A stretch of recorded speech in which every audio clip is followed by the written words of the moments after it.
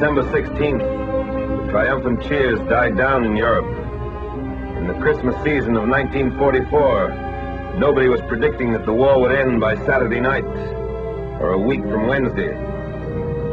And today, with the good news from all fronts singing on all radios, let us remember the dying days of 1944. The infantry remembers those days.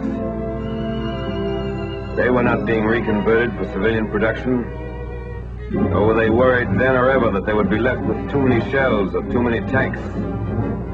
The Army had come fast and far last fall. We had developed a certain tendency to become complacent.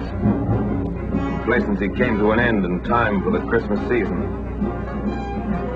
These men had never been complacent. As they fought, they did not seek employment in civilian industry that would secure them after the war. They did not complain about the scarcity of butter or roast beef or the high cost of living. The cost of living on the Cologne Plain was considerably higher than in the United States, but they did not discuss it in their clubs.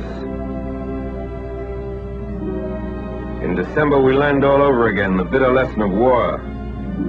War is conducted in mist, in turmoil, and uncertainty. Victory comes on no silver platters. The enemy sells nothing cheaply. The enemy is resourceful, desperate. The Nazi Party is willing to sacrifice every building and every soul in Germany to stave off defeat. Reserves of men and materiel had been hoarded for the day of counterattack. Under cloudy skies and close-hanging ground mists that defied aerial observation, the very much alive German army gathered its forces in the Forest Isles to strike one strong, decisive blow at the American army. New and refitted divisions were brought up under cover of fog, darkness, and forest. The fury of robot and rocket weapons was unleashed against our front.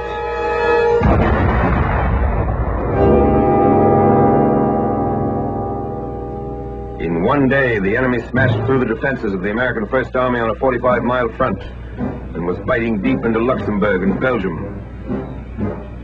In 24 hours, the initiative changed hands, and the German army, which had put the word blitzkrieg into all languages, unleashed its desperate offensive. They had picked a time when the weather prevented us from using the air weapon, the weapon in which we decisively outweigh them.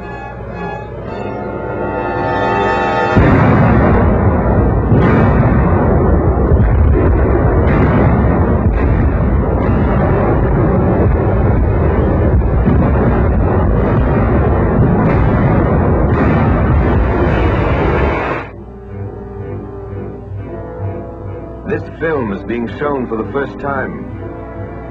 It was captured from a German cameraman. He had taken it so that the German home front might gloat over the evidence of the success of Rundstedt's attack. In August, it was German convoys that were caught like this along the French roads.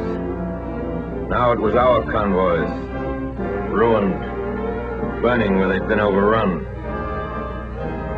The sweat and iron of Detroit and Pittsburgh became the wreckage of Malmedy and Saint-Vite.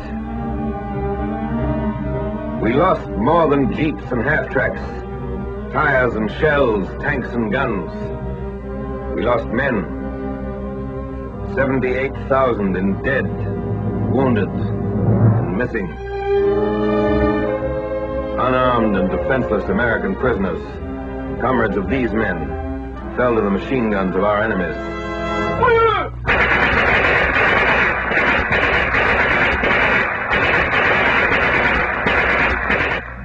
4 weeks later, their frozen bodies, hands and ankles bound, were found where they fell.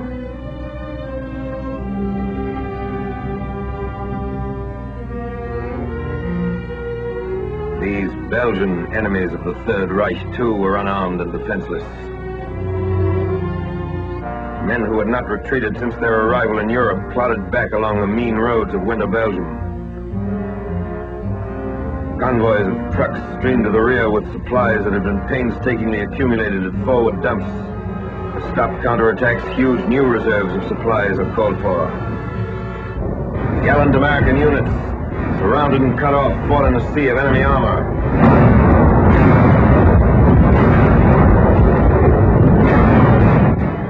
Anti-aircraft guns were fired point blank as anti-tank guns until they were overrun.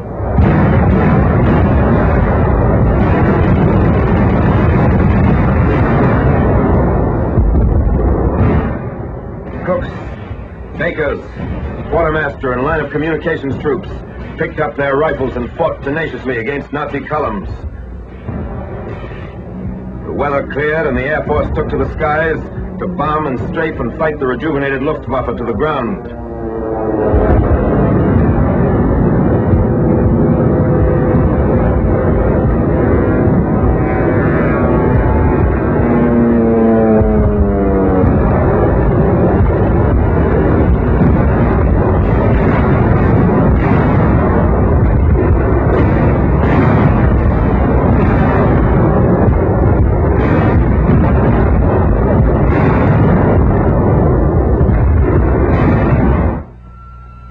The army held in Belgium. The attack was blunted, the spearhead stopped, the Nazi columns contained and thrown back by men who had flung themselves into the breach. In the wild gamble of war, a momentary equilibrium had been gained. The cost had been great, and there were no guarantees being issued on engraved paper on the Western Front that the time of counterattacks was over. Nor, despite the great victories in the Pacific, were there guarantees being issued that there would be no counterattacks against the many islands we'd won back. In the general uncertainty of war, one fact remains certain. The enemy is always dangerous. The enemy does not slack off.